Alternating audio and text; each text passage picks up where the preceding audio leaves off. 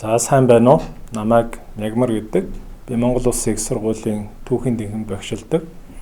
За энэ хавар ерөнхий боловсролын сургуулаа төгсөж түүхийн чиглэлээр эзэлтийн ерөнхий шалгалт өгөх гэж байгаа сурагчдаа зориулж 5 цуврал хичээлийг хүргэх болно. За тэгээд энэ 5 хичээлийн эхний хичээл нь өвөг түүхийн үеийн тухай сэдв юм.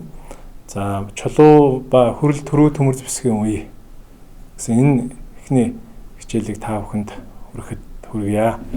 За тэгэхээр энэ сэдвт анхаарах зүйл юу байдаг вэ гэхээр өмнөх жилийн эзэлтийн ерөнхий шалгалтын гүйцэтгэлийг харж байхад сурагчдын маань хамгийн их алдсан хэсэг нь бол энэ чулуу ба хүрэл төмөр зэвсгийн үеийн даалгаврууд байсан. Тэгээ энэ үеийн тухай даалгаврууд байсан. За тэгэхээр юуны өмнө манай сурагчид энэ сэдвийн онцлог нь юу юм бэ гэдгийг ерөнхийд нэг ойлгоод авах хэрэгтэй. За тэгэхээр өвөг түүхийн үе буюу чулуун зэвсэг, хүрэл төрөө төмөр зэвсгийн үе гэдэг маань бичгийн сурвалж бий болохоос өмнөх үеийн түүх юм. За тэгэхээр энэ үеийн түүхийг бол үндсэнд нь бол энэ археологийн буюу эд бүлгийн сурвалжтай тулгуурлан бичсэн байдаг. За тэгэхээр энэ үеийн даалгавартай холбоотой энэ эзэлтийн ерөнхий шалгалтын даалгаврууд бол ер нь бол энэ археологтой холбоотой даалгаврууд байх нэ. За дараагийн нэг онцлог бол юу вэ гэхээр энэ үе бол түүхэнд хамгийн удаан үргэлжилсэн үе. За тийм учраас үечлэл нь бол их удаан хугацаанд үргэлжилсэн. За тэгээд бол одоо 800 мянган жилийн өмнөх үе, 100 мянган жилийн өмнөх үе цаг хугацааг нь бол одоо үежилсэн байдаг. За Монгол нутагт бол анх эртний хүн суурьсан цаг хугацааг 800 мянган жил гэж үздэг. За 800 мянган жилийн өмнө хүн анх суурьшиж Монгол нутагт бол одоо эртний хүмүүс аж төрөх болсон. За дараагийн нэг онцлог юу вэ гэхээр энэ үед ер нь одоо хүн төрөлхтний түүхийн хамгийн суур ойлголтууд бол гарсан байдаг. Энийг бас анхаарах хэрэгтэй. Хэдийгээр бичгийн сурвалж үүсгээс өмнө олон зуун мянган жилийн өмнөх одоо бүдүүлэг үе юм шиг санагдавч энэ үед бас одоо хүн төрөлхтний түүхэнд хамгийн одоо суур ололтууд гарсан байна. За тухайлбал энэ үед чулуун зэвсгийн үед антропологийн хувьд бол энэ Homo sapiens гэж одоо орчин үеийн хүн бол одоо үүссэн. За үүнээс өмнө бол одоо эртний хүний олон төрөл зүйлүүд бол оршин байсан. За тэгээд бол энэ чулуун зэвсгийн үед бол одоо өнөөгийн хүний дүр төрхийг бол одоо бүрэн өнөөгийн одоо гаднах төрхөөрөөж оюун ухааны чадамжаараа ч өнөөгийн хүнтэй бараг одоо адилхан ийм орчин үеийн хүн бол одоо үүссэн. За дээр нь энэ үед бол багаж живсэн технологи бол үүсэж хөгжсөн байдаг. За хүнийг бол амтнаас адгуус амтнаас ялгаж байгаа нэг чухал чанар бол багаж зэвсгээ өөрсдөө хийж хэрэглэх явдал байдаг. За тэгэхээр багаж зэвсгээ хүмүүс бол одоо эртний хүмүүс бол хийж аж ахуйтай хэрэглэсэн юм л одоо энэ үед бол хамаардаг. За дараагийн нэг онцлог бол аж ахуй энэ үед үүссэн. Аж ахуй үндсээ одоо чухал хэлбэрүүд бол энэ үед үүссэн. За эхэндээ бол хүмүүс төвөрлөх аж ахуй эрхэлж байгаад за тэгээд бол неолитийн үеэс бол газар тариалангийн аж ахуй, мал аж ахуй эрхлэх болсон. За мөн арилжаа худалдаа хийх болсон. За тэгэхээр эдийн засгийн энэ гол харилцаанууд бол мөн л одоо энэ үед үүссэн байдаг. За энэ бол одоо хүмүүсийн хүн төрөлхтний түүхэнд нэг суур ололтууд нэг юм аа. За дараагийн нэг онцлог бол юу вэ гэхээр энэ чулуун зэвсгийн үед үндсэндээ бол орчин цагийн хүний зан үйлүүд бол бий болсон тийм үүссэн байдаг. За хүний оюун санааны нэг чухал чанар бол энэ урлагийн сэтгэлгээ байдаг. За тэгэхээр дээд палеолит үед Монгол нутагт бол хүмүүс хаданд бол одоо зураг зурж эхэлсэн. За энэ бол урлагийн хөгжил дэвшлийн нэг чухал гэрчим. За дараагийн нэг зүйл нь бол шүтлэг. За хүний сэтгэлгээний нэг чухал хэсэг бол энэ шашин шүтлэг байдаг. За тэгэхээр энэ үед мөн шүтлэг үүссэн байна. За мөн хэл яриа. За чулуун зэвсгийн үед хүний одоо хэл яриа үүссэн. За гэх мэтээр чулуун зэвсгийн үе за энэ өвөг түүхэн үе бол хүн төрөлхтний төвөнд гол суурь ололтууд гарсан үе юм аа. За хөрөл төрүү төмөр зэвсгийн үе болж ирэхэд бол өнөөгийн монголчуудын нүүдлийн мал аж ахуй их үүсвэрэл тавигдсан. За тэгэхээр Монгол нутагт бол нүүдлийн мал аж ахуй хөрөл зэвсгийн үед үүссэн. За тэгээ энэ үеэс нүүдэлчдийн соёл, угсаа соёлын ялгарл бол бий болсон байдаг. За тэгэхээр ерөнхийдөө бол хөрөл чулуун зэвсгийн үе, хөрөл төрүү төмрийн үеийн одоо сэдв бүхий даалгаврын агуулгад бол одоо ийм онцлог шинжүүд бол одоо байдаг. За ингээд анхаарах зүйлүүдийг та бүхэнд танилцуулъя. За тэгэхээр нэгдүгээрт юуны өмнө бол энэ элсэлтийн ерөнхий шалгалтын даалгаварт Монголын чулуун зэвсгийн түүхэн үежилтэй холбоотой даалгаврууд ирж байна. За тэгэхээр манай сурагчид чулуун зэвсгийн түүхэн үежилтэй ерөнхийд нь нэг ойлгоод батгаад авах хэрэгтэй. За тэгэхээр палеолитийн үе гэдэг бол палеолит гэдэг үг бол одоо грекээр хуучин чулуу гэсэн үг. За тэгээд энэ бол хуучин чулуун зэвсгийн үе гэж монгол хэлэнд орчуулдаг. За энэ үе бол 800 мянгаас 15 мянган жилийн өмнөх үед одоо үргэлжилсэн. За тэгэхээр палеолитийн үе бол их урт үе байсан. Хэдэн зуун мянган жил үргэлжилсэн. Чулуун зэвсгийн түүхэн дотор хамгийн одоо урт үе байсан.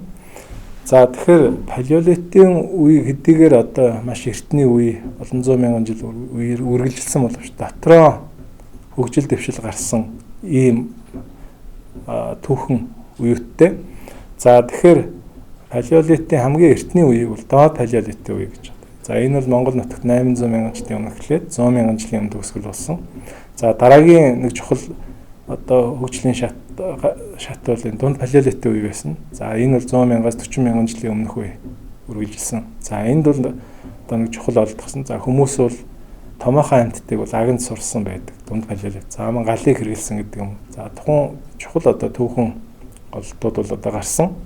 За дээд палеолитийн үе гэж. За энэ үед бол одоо хүний сэтгэлгээнд маш том дэвшил болсон. Хувьсгал гэж хэлэх үс дэвшил болсон. За энэ бол урлаг үүссэн явдал юм. За Монгол нутагт урлагийн одоо урлаг хөгжиж байсныг гэрч болох хадны зураг бол хэд олдсон. За эндээс бол одоо хамгийн алдартай нь Ховд аймагт байдаг Гурван цэхрийн агуун зураг юм. За тэгэхээр дээд палеолитийн үе 40 мянгаас 15 мянган жилийн одоо өмнөх үед бол хамаарна.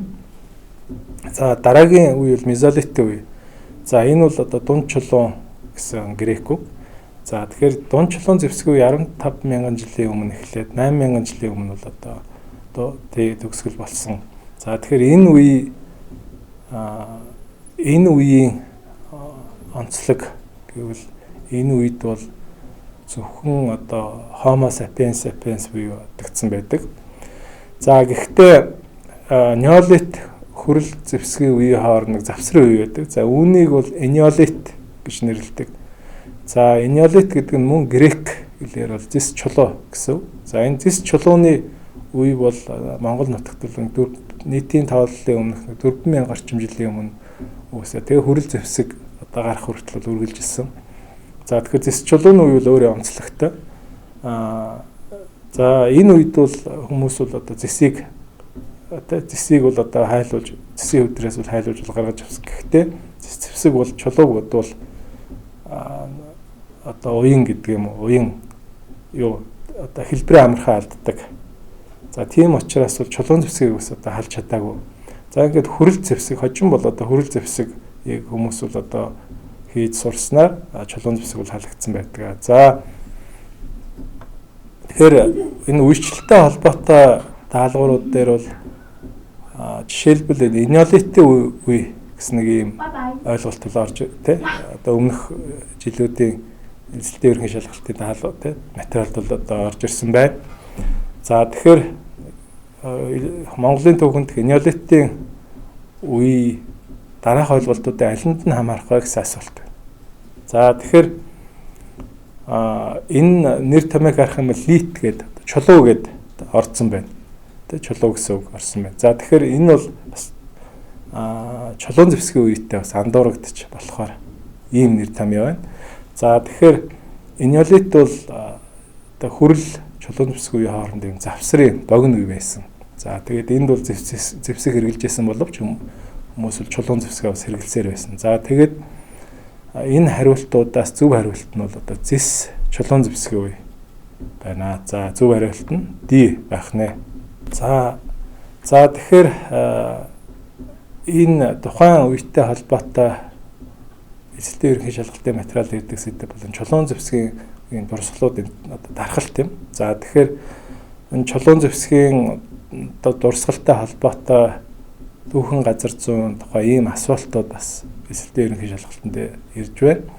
За тэгэхээр энэ дээр бас одоо анхаарах хэрэгтэй гэдэг нь бол өмнөгчлийн гүйцэтгэлүүдээс бол одоо харагдсан.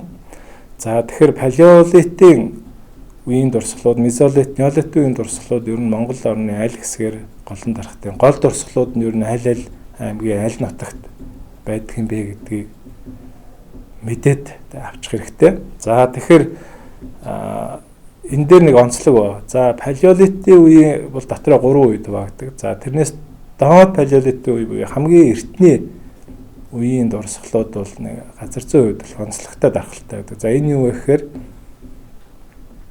Монгол орны говь хээр тал нутгаар гол төлөв доод палеолитийн үеийн бууц ойронгууд болдог. Өөрөөр хэлбэл Монгол нутгийн чулуун зэвсгийн хамгийн эрт үед хамаарах бууц ойронгууд бол голдуу говь хээр талын бүс нутгаас л олдсон байдаг. За жишээлбэл эзэлтэй ерөнхий шалгалтын дээр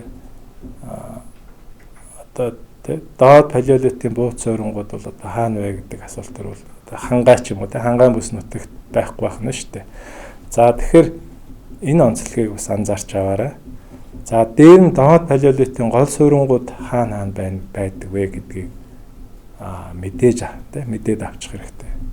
За дунд палеолитийн үеэс эхлээд дурсгалууд гол дурсгалт газрууд бол Монголын говь төдийгөө бусад нутгуудаас олдож эхэлдэг. За дээд палеолитийн үеийн дурсгалууд мөн говь төдийгөө бусад нутгаас л олддог. За тэгээ мезолит, неолитийн үеийн дурсгалууд бол Монгол орны говь хээр талаас гадна бусад одоо бус нутгуудаас л олдсон байдаг. За чулуун зэвсгийн доод палеолитийн үеийн суурингуудын дархалтыг энэ зураг дээр харуулж байна. За тэгэхээр энэ бол ерөнхийдөө одоо Монгол орны өмнөд хэсэг, төв хэсгээр тэгээд бол говь хээр талын бус нутагт энэ дурсгалууд бол дархсан байна. За энийг бас нэг анзаараад харчих хэрэгтэй болов. За тэгэхээр чулуун зэвсгийн үеийн дурсгалт газрын тухай даалгавар байна. За тэгэхээр энэ даалгавар дээр Монгол нутагт 700 мянган жилийн тэртээ хүн оршин амьдарч байсныг илтгэх түүхийн дурсгал аль нь вэ гэж асууж байна. За энэ 5 хариулт байна. За тэгэхээр энэ даалгавар бол яг тодорхой тэр дурсгал хаана байгааг одоо мэдж гэнэ үгүй юу гэдэг шалгасан даалгавар байна. За тэгэхээр ерөнхийдөө бол энэ хариултууд бол говь хээр тал нутаг бүс нутагт байдаг аймагуудыг оруулсан. За тэгэхээр энэ бол яг тодорхой дурсгал хаана байгааг одоо мэдчихэж хариулах энэ даалгавар байна. За тэгэхээр энэ даалгавар 700 мянган жилийн өмнө хүн оршин амьдарч байсныг илтгэх түүхийн дурсгал Баян хонгор аймагаас олдсон. За Баян хонгор аймагаас хамгийн эртний дурсгалууд бол олдсон ба чулуун зэвсгийн үеийн. За нэг нь бол Баян хонгор аймгийн нарийн голын дурсгал гэж байна. За энэ бол 800 мянган жилийн өмнө холбогддог дурсгал. Чулуун зэвсгийн дурсгал байсан. За тэгээд өөр нэг дурсгал нь бол Баянлаг сумд байдаг цагаан агуу. За тэгэхээр цагаан агуун дурсгал бол нарийн голын дурсгалаас арай хожуу. Тэгтээ маш эртний юм дурсгал юм. За энэ даалгаврын зөв хариулт нь бол энэ цагаан агуу буюу Баян хонгор аймгийн Баянлаг сумын цагаан агуугаас хариулт. Тэгтээ энэ дээр бол юу байна? Бас доод палеолитийн үеийн эрт үед холбогдох нэг дурсгал газар байна. За энэ бол Дундгов аймгийн Ярхуулын дурсгал. За тэгтээ Ярхуулын дурсгал бол ойролцоогоор 300 мянган жил 200 мянган жилийн өмнөх үед хамаардаг. Өөрөөр хэлбэл энэ цагаан агуун дурсгалаас арай хожуу үед хамаардаг дурсгал байх нэ. За тэгээд бусад дурсгалуудын хувьд жишээлбэл энэ норовлон уул энэ дурсгал гэдэг. За энэ бол одоо неолитийн үед холбогдох тийм дурсгал олцсон газар байх жишээтэй. За гэх мэтээр ингээд энэ хариултанд энэ асуултанд хариулаханд бол яг тодорхой одоо 700 мянган жилийн өмнө палеолитийн дурсгал хаанаас олдсон бэ гэдэг бол мэдж явах шаардлагатай байх. За энэ хариулт зөв хариулт байна. За дараагийн нэг даалгавар байна. За тэгэхээр энэ ямар даалгавар байна гэхээр мөн одоо чулуун зүсгийн дурсгалтай холбоотой даалгавар. За тэгэхээр энд хоёр баг нь байна. За нэгдүгээрт нь одоо хадны зургууд байна. За Ямаа усны хадны зураг, Баянлигийн хадны зураг, Их тэнгэрийн амны хадны зураг, Чандман үзүүрийн хар зураг. За нөгөө талд энэ хадны зургнууд түүхэн аль үед холбогдох вэ гэдгийг нөгөө үсгээр тэмдэглэсэн багнууд нь бол одоо түүхэн үеүүдийг бичсэн байна. За тэгээ энэ даалгавар дээр бол та бүхэн энэ холбогдох үеийг бол тохируулах нэ. За тэгэхээр энэ даалгавар мөн яг тодорхой хадны зургийн гол дурсгалууд бол хаанаас алдсан бэ гэдгийг одоо мэдчихэж хариулах ийм даалгавар байна. За тэгвэл зөв хариултыг C байна. За тэгэхээр Ямаа усны хадны зураг гэж вэ? За энэ бол Эртний улсуудын үед бол хамаардаг. За хоёрт нь Баянлигийн хадны зураг бол хөрөл зэвсгийн үеийн одоо сийлмэл зураг. За гуравдугаарт нь Их тэнгэрийн амны хадны зураг гэж вэ? За энэ бол нэг Улаанбаатар хотын орчин байдаг Их тэнгэрийн амны хадны зураг. За тэгэхээр Их тэнгэрийн амны хадны зураг бол хөрөл зэвсгийн үед холбогдно гэж үздэг. За энэ зургийг бол одоо зурсан арга барилаар сэлэнгийн зосон зураг гэж бол одоо нэрлэгдсэн байдаг. За тэгэхээр энэ зураг те 3 бол одоо C буюу сэлэнгийн зосон зураг байх нь. За тэгээд дөрөвдүгээр одоо Чандман хар зүрийн зураг бол чулуун зэвсгийн үед бол одоо холбогддог зураг байх нэ. За тэгэхээр энэ даалгаврын зөв хариулт нь C. За чулуун зэвсгийн үетэй холбоотой эзэлтийн ерөнхий шалгалтын даалгаврын одоо материалуудад чулуун зэвсгийн үед гарсан өөрчлөлт дэвшлүүдийн тухай асуулт ирж байна. За тэгэхээр манай сурагчид чулуун зэвсгийн үеийн одоо гол түүхэн өөрчлөлтүүд нь юу юм бэ гэдэг ерөнхийд нь бол мэдээд авчих хэрэгтэй. Энийг лавлаад хараад тэгээд бол ер нь палеолитийн үед, мезолитийн үед, неолитийн үед ямар гол дэвшлүүд гарсан бэ гэдгийг бол ойлгоод авчих юм бол асуултанд хариулахад хялбар болно. За палеолитийн үе бол дотроо 3 үетэй. За 3 үе нь гурлаа тодорхой түүхэн томоохон дэвшил гарсныг бол одоо илтгэдэг. За тэгэхээр доод палеолитийн үед бол Монгол нутагт хүн анх суурьсан, олзуурлах төвөрлөх аж ахуй Монгол нутагт анх үүссэн. За чулуун зэвсгийн гурлал бол анх Монгол нутагт бол одоо бий болсон. За тэгээ хүмүүс бол чулуун зэвсгийн дурсгалаа бол агуу оромжид бол үлдээсэн ийм байдаг. За тэгэхээр доод палеолитийн нэг онцлог бол одоо энэ олзуурлах төвөрлөх аж ахуй Монгол нутагт бол анх үүссэн юм. За дунд палеолит үе болоод ирэхээр хүмүүсийн амьдралд бол түүхэн томоохон өөрчлөлтүүд гарсан. За энэ бол галыг хэрэгэл зурсан явдал. Галыг бол одоо амьдралдаа хэрэгэл зурсан. За олзуурлах төвөрлөх аж ахуйд томоохон дэвшил гарсан. За энэ юу гэхээр хүмүүс бол ан агнуураа томоохон амьтдыг агнж чаддаг болсон. За тэгэхээр энэ ан агнуурын том дэвшил гарсан. За тэгээд бол дээд палеолитийн үед бол бүр том хувьсгал гэж болохоор ийм өөрчлөлт гарсан байдаг. За энэ бол хүмүүсийн одоо оюун санаа сэтгэлгээнд бол одоо томоохон дэвшил гарсны илэрлэл хадны зургууд. За энэ бол урлагийн өсөлттэй холбогддог. За тэгэхээр дээд палеолитийн үед бол одоо эртний хүмүүсийн сэтгэлгээнд бол томоохон дэвшил гарсан. За мөн багц зэвсгийн одоо хийц технологид мөн дэвшил гараад нарийн эрттэй хутхан одоо зэвсгүүд энэ үеийн одоо дурсгалуудаас бол их олддог. За тэгээд энэ үеийн хутхан одоо нарийн эрттэй зэвсгийг бол одоо өргөн хэрэглэх болсон байна. За мезолитийн үед бол эртний хүмүүсийн аж ахуйд маш том дэвшил гарсан. За энэ бол нум сум хийж сурсан явдал юм. За нум сумаар ан агнуур эрхлэх болсноор бол хүмүүсийн амьдралд бол одоо томоохон өөрчлөлт гарсан. Хүн ам тийм тоо бол өссөн байдаг. За тэгэд бол энэ үеийн чулуун зэвсгээ нэг гол онцлог бол бичил чулуун зэвсэг. Бичил ялцсаар бол одоо чулуун зэвсгүүд илүү нарийн хийцтэй чулуун зэвсгүүдийг хийх болсон. За неолит үеийн шинэ чулуун зэвсгийн үед бол аж ахуйд маш том өсрэлт гарсан. За энийг бол хувьсгал гэж нэрлэдэг. За неолитийн хувьсгал гэж одоо нэрлэдэг үйл явдал бол үйлдвэрлэх аж ахуй эсэл байсан. За өмнөх үед бол хүмүүс гол төв олзуурлах төвлөрөх аж ахуй эрхэлж амьдардаг байсан бол за энэ үед бол мал аж ахуй газар тариалан эрхэлж сурсан. За тэгээд энэ бол нэг гэсэндээ хүмүүс байгалийн бэлэн баялагийг хүртэх биш өөрсдөө одоо баялаг бүтээгч болсон. За энэ үеийн нэг онцлог бол модон сууц хөө суурингууд байдаг. Тэгээ неолитийн үеэс хүмүүс бол одоо модон сууц барьж за тэгээ суурин байдлаар бол амьдрах, суурин хэв маягаар бол амьдрах болсон. За тэгээд модон сууц хөө суурингийн одоо дурсгал бол Дорнод Монголын нутгаас л олдсон. За энэ үед Монгол нутгийн неолитийн нэг онцлог бол энэ үеэс эхлээд хүмүүсийн оршуулгын дурсгал бол олдож эхэлдэг. Хүмүүс бол эртний хүмүүс бол одоо оршуулгын үйлддэг те. За ийм болсон. За мөн шавар ваар сав неолитийн үед бол одоо анх удаа хийгдэж хүмүүсийн амьдралд бол хэрэглэгдэж эхэлсэн байдаг. За гоёл чимэглэлийн нэлээд дурсгалууд бол энэ оршуулгаас бол олддог.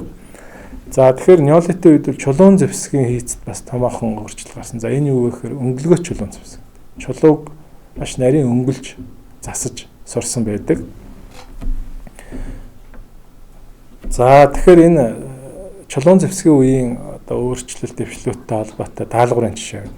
За ийм жишээ байна. Эртний хүмүүс ном сумыг хэдийд хэрэгэлсэн бэ? За тэгэхээр мезолитийн үед бол ном сум гэдэг шинэ төрлийн зэвсэг гарч ирсэн. За тэгэхээр зөв хариулт нь бол дун чулуун зэвсгийн үе байх нэ. За энэ аж ахуйд гарсан дэвшлийг мэдж яхам л энэ асуултанд бол хэлбэрхээ хариулах боломжтой байна. За эзэлтийн ерөнхий шалгалтын даалгаварт хөрөл төрүү төмөр зэвсгийн үеийн сэдвүүд тодорхой хэмжээгээр байна. Эзэлтийн ерөнхий шалгалтын материалд хөрөл төрүү зэвсгийн үетэй холбоотой энэ даалгаврууд бол хариулах нь бол мөн хөрөл төрүү төмөр зэвсгийн үеийн онцлогоо ерөнхийд нэг ойлгосон байх хэрэгтэй. За тэгэхээр хөрөл төрүү төмөр зэвсгийн үеийг саяхан болтол 2 дугаар нийтийн тооллын өмнө 2 дугаар мянганы одоо үеэс бол Монгол нутагт бол эхэлсэн гэж үздэг байсан. Гэтэл сүүлийн судалгаагаар нийтийн тооллын өмнө 30000 жилийн өмнө бол хөрөл Монгол нутагт амьдарч байсан хүмүүс бол хөрөл зэвсгийг хийж эхэлсэн байна гэдэг нь тодорхой болсон. За тэгээ энэ хөрөл төрүү төмрийн үе бол нийтийн тооллын өмнөх 3 мянган жилээс бол эхлээд за нийтийн тооллын өмнөх 1-р мянганы сүүл үе хүртэл өөрөөр хэлбэл хүннүүгөө эзэнт хөрөн байгуулагдахтай өмнөхөн хүртэл үргэлжилсэн байдаг.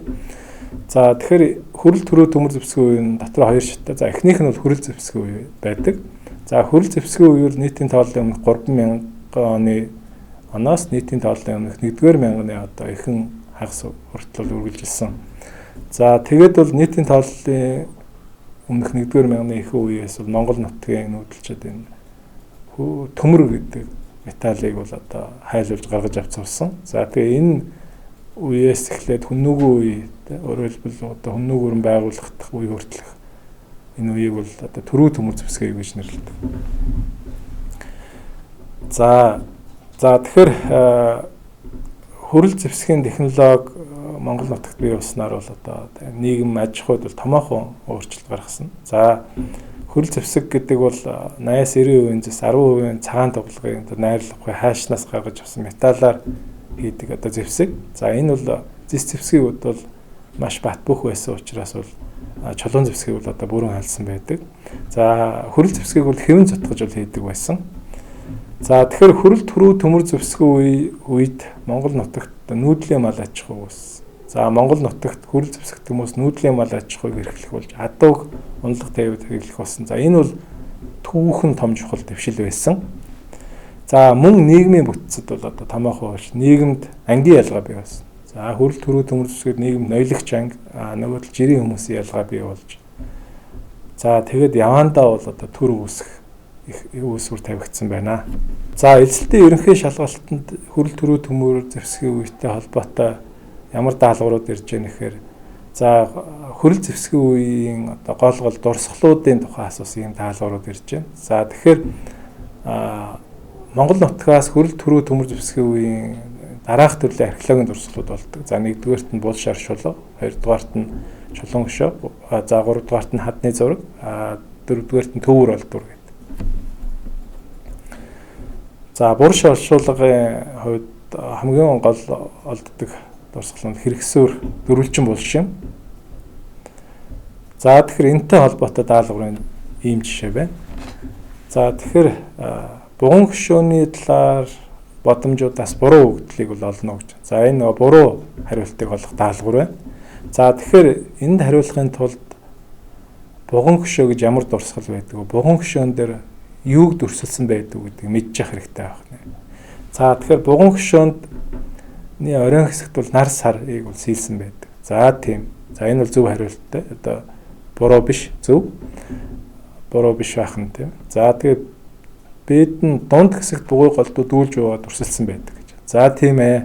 Бугун хөшөөнд гол хэсэгт бол ихэнх бугун хөшөөнд бол энэ бугуйг дүрсэлсэн байдаг. Тэгээд бугуйг бол хийсвэрлээд дүүлж нисж байгаа дүрсэлсэн байдаг.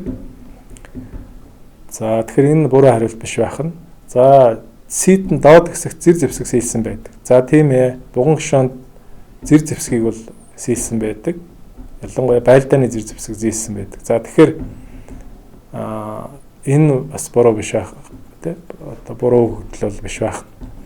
За бугун хөшөөнд зөвхөн бугуйг дүрсэлдэггүй янгэр адуу шувуу дүрсэлсэн байдаг. За тэгэхээр энэ бол одоо буруу өгдөл биш байх нэ.